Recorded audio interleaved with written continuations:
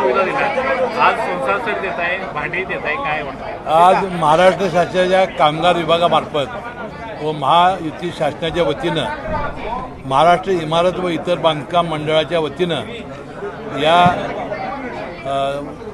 जी आपण साहित्य वाटप करतोय म्हणजे ग्राहकोपयोगी वस्तूंचं वाटप याचा शुभारंभ आज कोल्हापूर जिल्ह्यातून झालेला आहे। यामध्ये आपण 17 वस्तूंचा समावेश असलेला संच त्यांना आपण देतोय।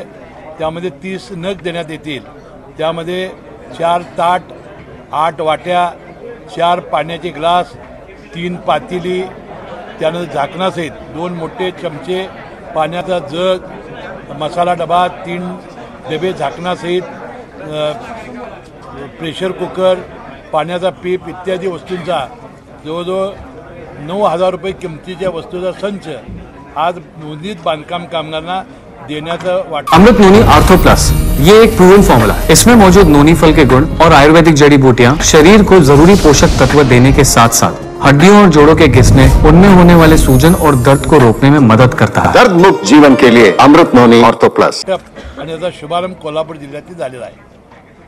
आणि मी मी कामगार मंत्री असताना या अशा योजना आपण राबवलेल्या होत्या आणि मला 1% खाजगी 10 लाखाच्या वरील खाजगी आणि सरकारी इमारती आणि इतर कुठल्याही बांधकामासाठी सेस गोळा करून आपण फार मोठ्या कल्याणाच्या योजना राबवण्यामध्ये यश मिळालेलं होतं। आणि मला वाटतं यामुळं बांधकाम कामगारांच्या कामामध्ये त्यांच्या कुटुंबासाठी आणि त्यांच्या मुलाबाळांच्या शिक्षणाची फार मोठी व्यवस्था या मंडळाच्या वतीने होते।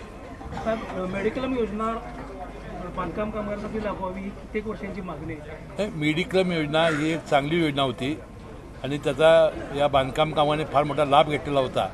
परंतु महात्मा फुले जीवनदायी योजना आल्यानंतर ही अशी दुहेरी योजना होऊ नये म्हणून ती बंद केली होती। आता तरी महात्मा फुले योजना ही 5 लाख रुपयेपर्यंत आणि पांढऱ्या रेशन कार्ड सहित लोकांना मिळणार असल्यामुळं ही योजना तूर्त शासनाने बाजूला ठेवलेली आहे। लोकसभेसाठी आता काउंटडाऊन सुरू झालेले आहे। सगळेच पक्ष आता जागा वाटपाचा फॉर्म्युला निश्चित करतायत। अजित पवार यांची जी राष्ट्रवादी आहे त्यांना साधारण किती जागावरती तुमचा क्लेम आहे आणि कोणकोणत्या जागा साधारण? नाही, आता तिन्ही नेते पक्षांचे जे आहेत म्हणजे राष्ट्रवादी काँग्रेस, शिवसेना, शिंदेसाहेब गट आणि भारतीय जनता पक्ष मोठा पक्ष आहे। त्या तिघांची नेतेमंडळी बसून ठरवतील त्याप्रमाणे आम्ही कार्यकर्ते अंमलबजावणी करू। कोल्हापुरात विद्यमान खासदारांविरोधात नाराजी अशा पद्धतीने चर्चा सुरुवातीला सुरू होती, त्यामुळे ही सीट भाजपकडे जाईल। मात्र भाजपनं या ठिकाणी निरीक्षक दिलेले नाहीत कोल्हापूर आणि हातकणंगलेसाठी, शिंदे गटाकडेच राहिल्या म्हणायचे काय नाही। ज्या वेळेला एकनाथ शिंदेसाहेब ज्यावेळेला त्यांनी भारतीय जनता पक्षावर सरकार स्थापन केलं त्यावेळी त्यांच्या जागा त्यांना द्याव्यात असं ठरलेलं होतं। आता जे काय व्हायचं असेल तर दोघांच्या संमतीनं होईल। महाविकास आघाडीकडून शाहू महाराजांच्या उमेदवारीचे संकेत मिळत आहेत, आव्हान असणार आहे महायुतीसमोर, कशा पद्धतीनं हे आव्हान?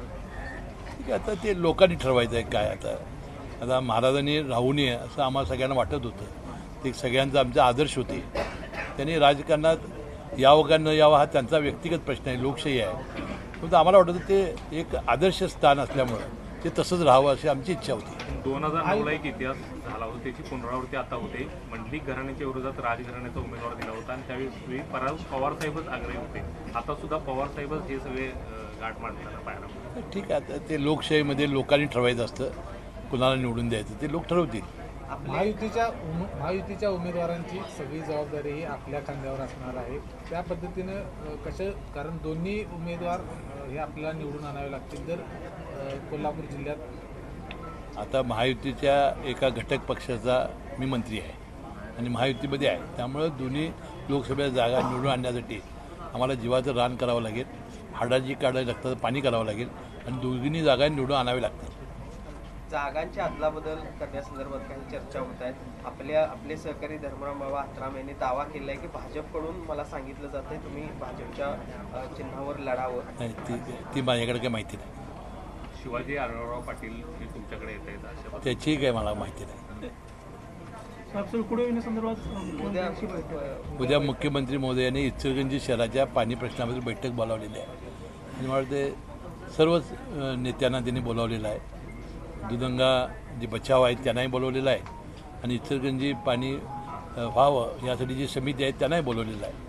उद्या सविस्तरपणे चर्चा होईल. एका बाजूला ही व्हावं आणि होऊ नये म्हणून दोन्हीकडनं महिलांकडून ही आंदोलनं केली जात आहेत. दुसऱ्या बाजूला उद्या ही बैठक सुद्धा होणार आहे आणि 3 तारखेला जो दौरा मुख्यमंत्र्यांचा होतोय त्या दौऱ्यावेळी काळे झेंडे दाखवण्याचा इशारा इचलकरंजीकरांनी दिलेला आहे. एकूणच ठीक आहे, 1 तारखेला आपली बैठक आता त्यांनी बोलावलेली आहे.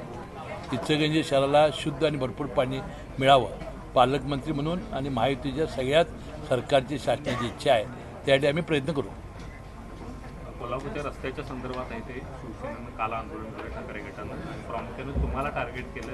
रस्ते नाही तर निदान हाडांचे दवाखाने तरी बनवा असं त्यांचा. आता 100 कोटीचे रस्त्याचं काम सुरू आहे. पुन्हा 100 कोटी मागितलेले आहेत.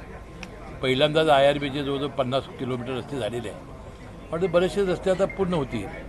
आता हाडाचे दवाखाने बनवायची काही गरज नाही, आपण रस्तेच करू ना, फार गुळगुळीत करू.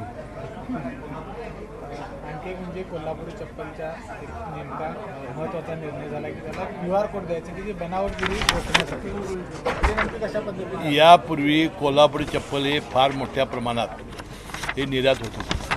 परंतु त्यामध्ये तुम्ही म्हणताय त्याची बनावटगिरी सुरू झाली.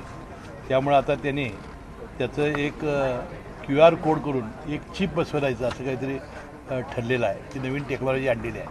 त्यामुळं कोल्हापूरचा जो चप्पल आहे ते खरे चप्पल परदेशात जातील किंवा इतर जातील आणि त्यामुळं बनावटगिरीला आळा बसेल.